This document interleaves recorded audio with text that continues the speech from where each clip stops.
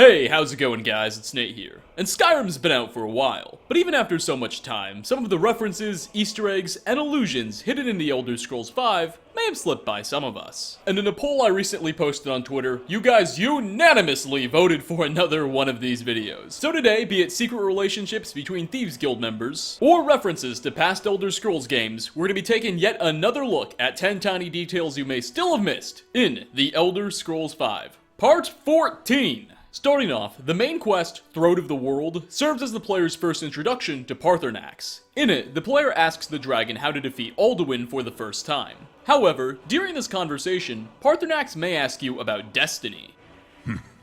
Do you have no better reason for acting than destiny? Are you nothing but a plaything of Des, of fate? The question doesn't seem like a very important one in the grand scheme of things. But should you answer that you don't believe in destiny, during the game's epilogue, which occurs many quests later, all the way after you've killed Alduin, and if you chose to spare Paarthurnax, he'll actually remember your response to that very question asked so long ago, and remind you of it. You once told me you did not believe in destiny. Perhaps now you have some insight into the forces that shape the Venesetide, the currents of time. Perhaps you begin to see the world as a Dova. Likewise, if you never told the dragon that you don't believe in destiny, he simply won't bring this up during the future conversation. Next on our list, Delvin Mallory is one of the Thieves Guild's oldest and most experienced members. But a couple of letters found in the Ragged Flagon suggests he's got a bit of a thing for Vex, a much younger female member of the guild, known for her rather reserved personality. In a note titled Letter to Vex from Delvin on a barrel in the flagon, Mallory confesses his attraction to the woman, and asks her to, quote, give an old man a chance, saying it's always the girls with the hardest personality that are the softest inside. Rather humorously, Vex sort of responds to Delvin and his advances in a letter of her own that can be found on a table in the tavern, simply titled A Warning, which reads the following, quote, Delvin, master of sneaking, huh? If I ever catch you trying to sneak a peek at me while I'm bathing in the lake again, I'll cut off your most valuable asset. Signed, Vex. Vex doesn't seem too eager to reciprocate in Delvin's advances, unfortunately for him. For our fourth spot, shortly after you've assassinated the Emperor in the Dark Brotherhood storyline, you'll begin a quest called Where You Hang Your Enemy's Head. In it, the remaining members of the Brotherhood will settle down in the Dawnstar Sanctuary, as their old one in Falkreath sort of got destroyed earlier in the quest line. The Dragonborn is allowed to purchase upgrades and style their home how they prefer. Well, the name of this quest, Where You Hang Your Enemy's Head, is actually a reference to a character in the Elder Scrolls IV's Dark Brotherhood faction. Gorgon Gro Bolmog, try saying that 5 times fast, was an orcish member of the guild, who would often say, quote, home is where you hang your enemy's head. You know what they say? Home is where you hang your enemy's head. And with the Dawnstar Sanctuary becoming the new home of the faction in Skyrim, this quest name is quite fitting. Fourth, Bleak Falls Barrow is an ancient Nordic tomb, infested with Draugr, and some not-so-nice bandits. It can also be a bit frustrating for the player to clear, as there are a handful of puzzles that you'll need to complete in order to progress through. Well, evidently these puzzles have proven quite challenging for the bandits that inhabit this tomb as well. If you manage to sneak up on a specific leveled bandit nearby one of these puzzles, you'll watch as he fails to solve it and pulls a lever, only to be killed by an impromptu volley of arrows as he apparently didn't answer it properly. Halfway through at number 5, during the quest Dragon Slayer, the player will finally battle and defeat Alduin.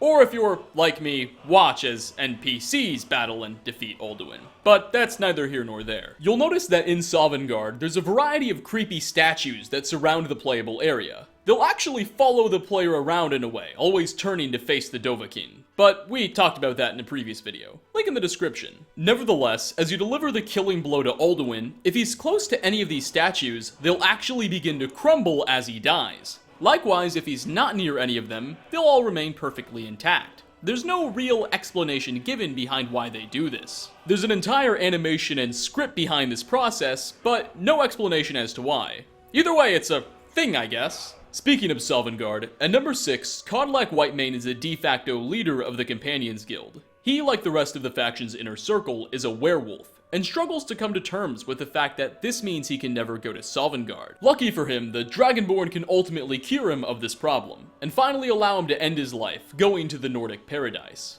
But, did you know, he also seems to foreshadow a major problem that's seen in the main questline. When spoken to, Codlike may randomly say, quote, "Sometimes I dream of mists in Sovngarde." This, of course, alludes to the fact that when you arrive in the realm, it'll be drenched in a dark mist that blinds any who try and navigate through it. The mist is plaguing the area as a consequence of Alduin's presence. When you finally go to Sovngarde and slay the dragon yourself, if you've completed the companion's questline, you'll see Codlike there, struggling to find his way himself. 7th on our list, in the Elder Scrolls 3 Morrowind's Blood Moon DLC, there is a small tale surrounding a crashed Dwemer airship. It was originally a boat-like structure that had been considerably enhanced, if you will, to allow it to fly. However, shortly before the player discovered it, something caused it to crash. Nearby the location, there will be a journal, left behind from one of the crew members, that documents the ship's brief flight and ultimate decline. Well, fast forwarding nearly an entire era, in the Elder Scrolls V's Dragonborn DLC, if you head to Solstheim's Mosring Pass, you can find a now nearly buried, strange vessel that the Reiklings seem to have taken a liking to. Well, it looks like the Patchwork Vessel may not have been able to fly, it at least brought some joy to the creatures nearby. Until you murder them all to death. Next, Enthyr is a Bosmer sorcerer and merchant in the College of Winterhold. He has created a bit of a reputation for himself, known as a rather shady merchant. Well, one of your dialogue options when you approach this man is, quote, "I understand you're an elf who knows how to get things." This, of course, is a reference to the classic movie Shawshank Redemption, where Andy, the protagonist, asks whoever it is Morgan Freeman's playing if he could get his hands on some contraband, saying, quote, "I understand you're a man who knows how to get things." I'd show you a clip of the exact scene I'm talking about, but I like not getting copyright strikes. For a 9th spot, in Skyrim's Dawnguard DLC, the Dragonborn will visit the Soul Cairn, a strange plane of oblivion where those who are unfortunate enough to become soul-trapped are doomed to spend all of eternity in a spiritual form. You can talk to these ghostly beings who are understandably pretty frustrated with their predicament. However, one rather rare line of dialogue that may be heard is the following. How dare they cast me from the battle spire? I will make them pay dearly. This is a reference to the Elder Scrolls Legends Battlespire, an early Elder Scrolls game from all the way back in 1997. It took place at a location known as the Battlespire, an academy for Imperial battle mages, located in a weird place between Oblivion and the mortal realm. Evidently, this poor spirit didn't fare particularly well, and now suffers the consequences. And finally, last on our list, one random encounter that the player may or may not have involves an orc ambushing the player. The orc will simply be named just that, orc, only in rags and just using his fists. Obviously not the richest of fellows. That said, this orc will probably have a considerable level of health when he fights you.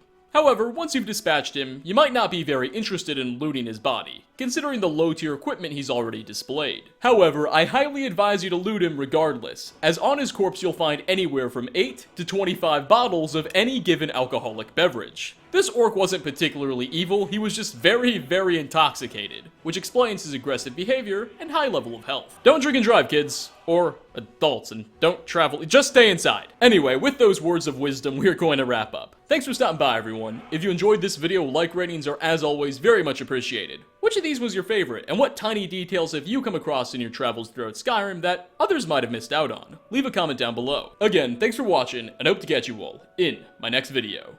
Peace out, everybody.